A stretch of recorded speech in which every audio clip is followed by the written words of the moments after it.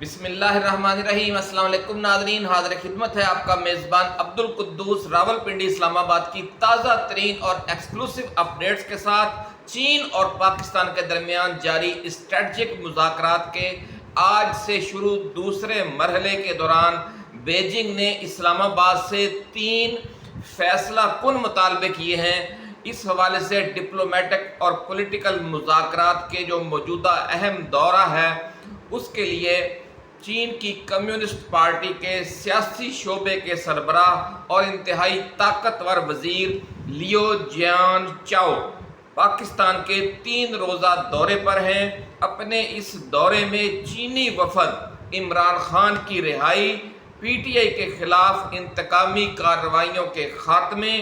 ملک میں سیاسی استحکام لانے اور پاکستان کے اسٹریٹجک فیصلوں پر امریکی بالادستی کے خاتمے کے حوالے سے فیصلہ کن مذاکرات کر رہا ہے اور وزیر اعظم شہباز شریف اور army chief general general Asim Munir سمیت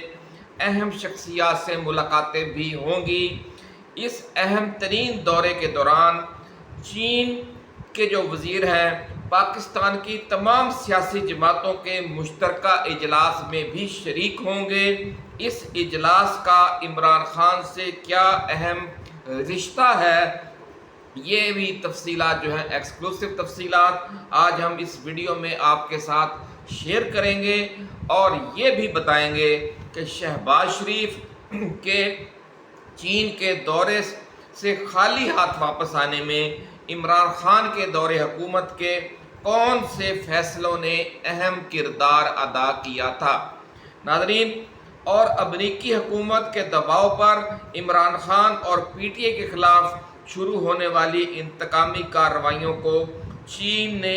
ان حالیہ جو وزیر اعظم کا جو شہباز شریف کا چین کا دورہ تھا، اس دورے کے دوران ان انتقامی کارروائیوں کو چین نے بالکل ناقابل قبول کیوں قرار دے دیا ہے،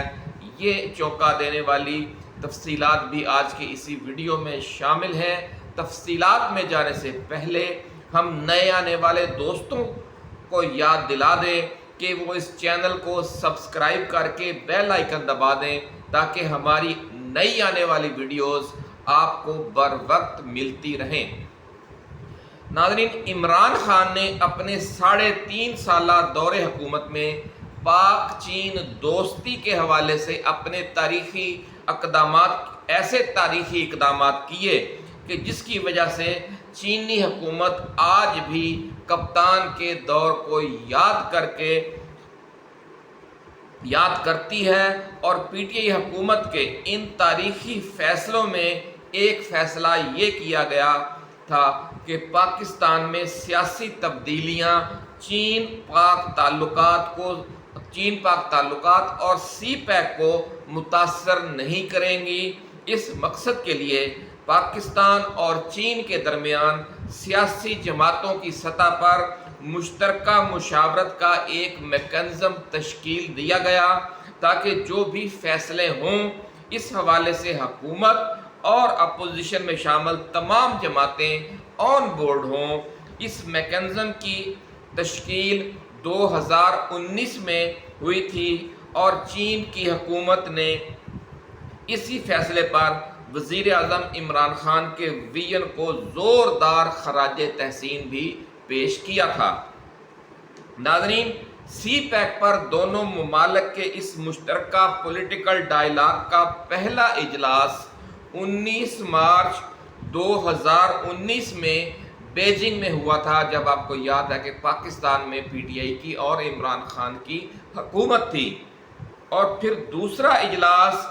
20 اگست 2020 کو پاکستان میں منعقد کیا گیا۔ اس میکانزم کی تشکیل سے سی پیک اور پاک چین دوستی کو ہر سیاسی جماعت کے دور حکومت میں یکساں تیز رفتاری کے ساتھ آگے بڑھانا یقینی بنا دیا گیا۔ لیکن جب لندن پلان کے تحت عمران خان کی حکومت کا تختہ الٹا گیا تو جو نئی حکومت امپورٹڈ سرکار آئی 16 ماہ والی شہباز شریف کی امپورٹڈ سرکار لائی گئی تو اس نے اس میکنزم کو ہی معطل کر دیا۔ یہ میکنزم نون لیگ اور پیپلز پارٹی کی آشیرواد سے قائم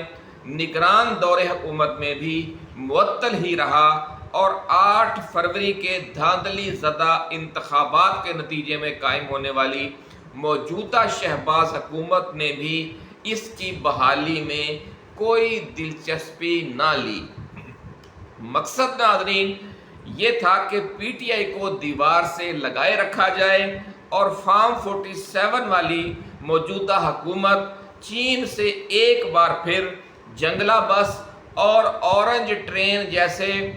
غیر ضروری منصوبے منظور کروائیں جن کا سی پیک کے اصل project rail and road network سے کوئی براہ راست تعلق نہ ہو، اور اربوں روپے کے کمیشن اور کک بیکس لینے کا دھندا بھی چل پڑے اور امریکہ کو بھی خوش رکھا جا سکے کہ سی پیک پر حقیقی معنوں میں کوئی کام نہیں ہو رہا۔ یہ وہی واردات ہے جو پچھلے 10-12 سالوں میں نون لیگ اور پیپلز پارٹی والے کر رہے تھے، اور وہی واردات پھر دہرانے کا منصوبہ ان لوگوں نے بنا لیا۔ ناظرین اس صورتحال پر چین کی حکومت سخت برہم تھی، اس لیے جب وزیر اعظم شہباز شریف کی قیادت میں ایک اعلیٰ سطح کے وفد نے پچھلے ماہ چین کا دورہ کیا تو چینی حکومت بالکل ہی پھٹ پڑی اور کہا کہ امپورٹڈ سرکار امریکی ایجنڈے پر چل رہی ہے اور نون لیگ اور پیپلز پارٹی کی حکومتوں کے پچھلے 10-12 سالوں کے دوران چین کو دھوکہ دے کر ٹرک کی بتی کے پیچھے لگائے رکھا گیا اور عملی طور پر امریکی ایجنڈے کی پیروی کی جاتی رہی۔ ناظرین یہ کھلم کھلا عدم اعتماد تھا شہباز حکومت پر، جس کی وجہ سے اب آپ سمجھ جائیں گے کہ خالی ہاتھ کیوں واپس آنا پڑا شہباز شریف کو۔ ان مذاکرات کے دوران ناظرین ذرائع یہ کہتے ہیں کہ سائفر کیس کا بھی ذکر آیا اور چین نے کہا کہ امریکہ کے کہنے پر عمران خان کی حکومت ختم کی گئی۔ یہ بھی کہا گیا کہ عمران خان کی حکومت نے سی پیک پروجیکٹس پر قومی اتفاق رائے کے لیے دونوں ممالک کی سیاسی جماعتوں کی سطح پر مشاورت کا جو میکنزم قائم کیا تھا اور پھر شروع بھی کر دیا تھا، اسے بھی آپ لوگوں نے ختم کر دیا ہے۔ یہ سارا آئینہ دکھا کر چین نے شہباز حکومت سے 3 فیصلہ کن مطالبات کیے، ایسا کہنا ہے ذرائع کا۔ پہلا مطالبہ یہ تھا کہ ملک میں سیاسی استحکام لایا جائے، یعنی یہ جو موجودہ فارم 47 اور فارم 45 والا تنازع ہے اس کو آپ حل کر کے آگے بڑھیں۔ دوسرا یہ کہ پاکستان اپنے سیاسی اور اسٹریٹجک فیصلے کرتے ہوئے امریکی ڈکٹیشن پر نہ چلے اور آزادانہ پالیسیاں تشکیل دے اور امریکی غلامی سے آزاد ہونے کا عملی ثبوت فراہم کرے۔ اور تیسرا مطالبہ ناظرین یہ تھا کہ امریکی فرمائش پر عمران خان کی حکومت ختم کرنے کے بعد پی ٹی آئی کو دیوار سے لگانے اور انتقامی کارروائیوں کا جو سلسلہ جاری ہے اور جو شروع کیا گیا تھا 1.5-2 سال پہلے، اس سے فوری طور پر ختم کیا جائے اور عمران خان کو رہا کیا جائے اور پی ٹی آئی کے دیگر اسیران کو بھی رہا کیا جائے۔ یہ 3 بنیادی مطالبات تسلیم کیے جانے کے بعد ہی اب پاک چین تعلقات اور معاملات آگے بڑھیں گے، یہ 2 ٹوک اور واضح انداز میں شہباز حکومت کو بتا دیا گیا، کیونکہ اور یہ کہا گیا کہ اگر چین اور روس کے ساتھ تعلقات کے فروغ کی پالیسی پر چلنے والی پی ٹی آئی اور عمران خان کی حکومت کے خلاف इंतकामी कार्रवाइयाँ अमरीकी ईमा पर ही शुरू की गई, अमरीकी ईमा पर ही इनकी हुकूमत ख़त्म की गई और ये अमरीकी ईमा पर ही इस वक्त तक भी ये इंतकामी कार्रवाइयाँ जारी हैं। अगर ये इंतकामी कार्रवाइयाँ जारी रहती हैं तो इसका साफ मतलब ये होगा कि पाकिस्तान अभी तक अमरीकी गुलामी से बाहर नहीं निकला और जो मुतालबा